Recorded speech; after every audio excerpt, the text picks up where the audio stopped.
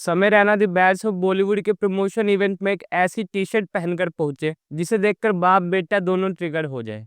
जिस कल की फिल्म का बजट ही 600 करोड़ रुपए था और बॉक्स ऑफिस पर 1000 करोड़ से भी ज्यादा का कलेक्शन करा, दीपिका पादुकोण ने उस फिल्म का दूसरे सीक्वल करने से ही मना कर दिया जिसकी वो लीड एक्ट्रेस थी।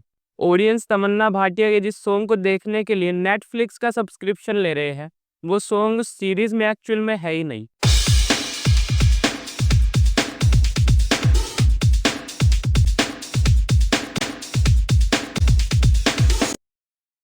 ये फिल्मी दुनिया में सबसे तेज चीज जो होती है वो है हेडलाइंस। एक दिन आप हीरो होते हो और अगले ही दिन कंट्रोवर्सी का शिकार, और वो भी ऐसा शिकार कि कभी कभी आपको ट्रोलिंग के चक्कर में अपना कमेंट बॉक्स तक बंद करना पड़ सकता है। अब दीपिका पादुकोण से भी जुड़ी एक बड़ी कंट्रोवर्सी सामने आ रही है कि अब ये बात कंफर्म हो चुकी है कि दीपिका पादुकोण प्रभास की फिल्म कल्कि के सेकंड पार्ट का हिस्सा नहीं बनेगी। अब ये कोई छोटा मोटा प्रोजेक्ट नहीं था, बल्कि इसके पहले पार्ट का ही बजट 600 करोड़ रुपए था, जिसका बॉक्स ऑफिस कलेक्शन ही 1000 करोड़ से ज्यादा का था। और ऑडियंस बाहुबली फिल्म की तरह इस फिल्म का भी सेकंड पार्ट देखने के लिए काफी एक्साइटेड थी। लेकिन दीपिका पादुकोण ने फिल्म से एग्जिट कर सबको हैरान कर दिया, क्योंकि अब सबसे बड़ा सवाल तो यही है कि दीपिका पादुकोण के बिना ये फिल्म बनेगी कैसे। क्योंकि फिल्म के पहले पार्ट में जैसा दिखाया गया था कि दीपिका पादुकोण एक डिवाइन मदर है, जिनके गर्भ से भगवान कल्कि का जन्म होगा, जो पृथ्वी को इस कलयुग के अंधकार से बाहर निकालेंगे। जिसके चलते प्रभास एस भैरवा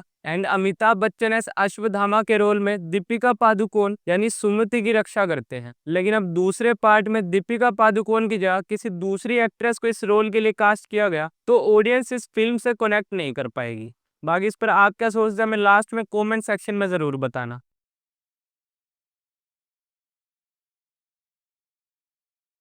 समय रहना मतलब वो बंदा लिटरली किसी को भी उसी के प्लेटफॉर्म पर जाकर रोस्ट कर सकता है। दरअसल अभी क्या हुआ कि आर्यन खान के नए show the bads of Bollywood के प्रमोशन इवेंट पर समय रैना भी पहुंचे थे। अब प्रॉब्लम ये नहीं है कि समय रैना इस इवेंट में क्या कर रहे हैं, बल्कि प्रॉब्लम ये थी कि समय रैना जो टी शर्ट पहनकर आए थे उस पर लिखा था से नो टू क्रूज, जिसे पढ़कर आर्यन खान के जख्मों पर जो नमक लगा होगा वो सिर्फ वही जानता है। अब जो लोग नहीं जानते कि ये से नो टू क्रूज वाला क्या मामला है, उनकी जानकारी के लिए बता दूं कि आर्यन खान साल 2021 में जिस ड्रग्स मामले में अरेस्ट हुए थे, वो एक क्रूज शिप पर हो रही पार्टी से अरेस्ट हुए थे। मैं तो ये सोचकर ऑकवर्ड फील कर रहा हूँ कि जब समय रैना और आर्यन खान की मुलाकात हुई होगी तो आर्यन खान का पहला रिएक्शन क्या होगा, और सबसे बड़ी बात उस वक्त समय रैना ने कैसे रिएक्ट किया होगा।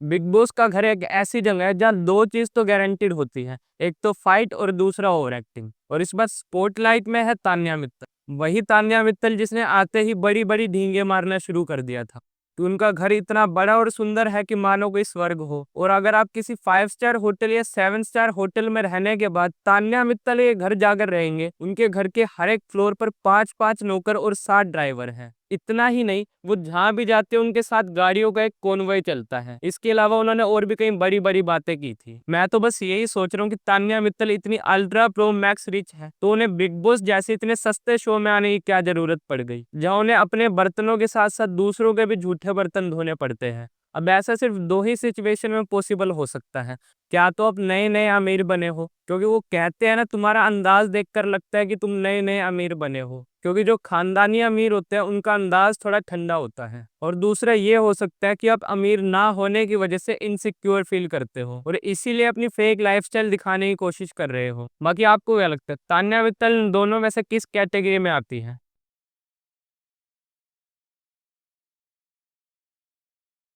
बॉलीवुड वाले ये बात बड़ी ही अच्छे से जानते हैं कि ऑडियंस को अपनी तरफ अट्रैक्ट कैसे करना है। तभी तो अब बॉलीवुड वाले अपनी हर एक फिल्म में एक ना एक आइटम सॉन्ग डालने की कोशिश जरूर करते हैं ताकि फिल्म की हाइप क्रिएट की जा सके। फिर चाहे वो सत्य में विजेते जैसी फिल्म हो जिसमें नोरा फतेही का दिलबर सॉन्ग था, या अक्षय कुमार की गब्बर इज बैक जैसी सोशल फिल्म जिसमें कुंडी मत खड़काओ जैसा आइटम सॉन्ग था। लेकिन इन सब के बावजूद हमारी इंडियन ऑडियंस इतनी स्मार्ट है कि ये बॉलीवुड वाले अपनी फिल्मों में लोगों को रिझाने के लिए जितने मर्जी आइटम सॉन्ग डाल ले, लेकिन जब तक इनकी फिल्मों की स्टोरी वाकई में इतनी अच्छी नहीं होगी कि ऑडियंस उसे थिएटर में जाकर देखे, तब तक उनकी फिल्में चल नहीं सकती।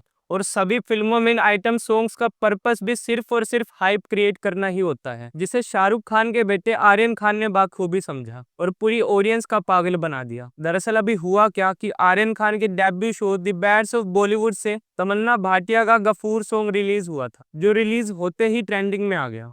लेकिन अब दिक्कत ये हुई कि इस सॉन्ग को देखने के बाद ऑडियंस तमन्ना भाटिया का परफॉर्मेंस देखने के लिए नेटफ्लिक्स का सब्सक्रिप्शन लेकर ये शो देखने जाते हैं। लेकिन जब उन्होंने ये शो देखा तो ना तो उन्हें तमन्ना भाटिया देखने को मिली और ना ही तमन्ना भाटिया का गफूर सॉन्ग, जिसके चलते ऑडियंस को पहले तो ये लगा कि शो से शायद इस सॉन्ग को कट कर दिया गया होगा या सेंसर बोर्ड की वजह से हटाना पड़ा होगा। लेकिन इतने सारे लोगों की कंफ्यूजन के बाद खुद रेड चिली एंटरटेनमेंट को यह बात क्लियर करनी पड़ी कि तमन्ना भाटिया का गफूर सॉन्ग शो का हिस्सा कभी था ही नहीं, बल्कि वो सिर्फ एक प्रमोशनल सॉन्ग था। बाकी आपको क्या लगता है, क्या इस तरह के प्रमोशनल सॉन्ग बनाने से किसी भी फिल्म या शो की परफॉर्मेंस में कोई असर पड़ता है? कमेंट सेक्शन में जरूर बताएं।